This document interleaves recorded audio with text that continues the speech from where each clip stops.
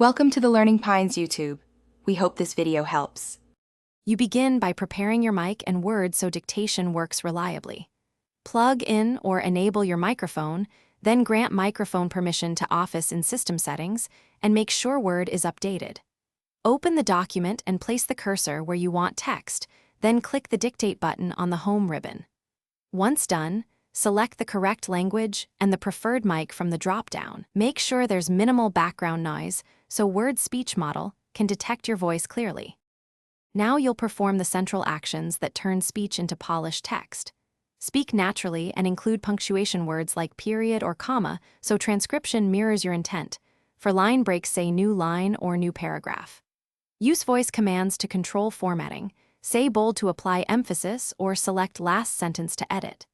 If Word mishears something, pause for a beat, then correct it either by typing or by saying the correction. This combination speeds editing and trains you to keep flow steady.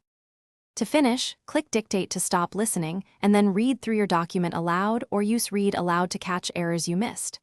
Make final edits with the keyboard where precise punctuation or wording is needed.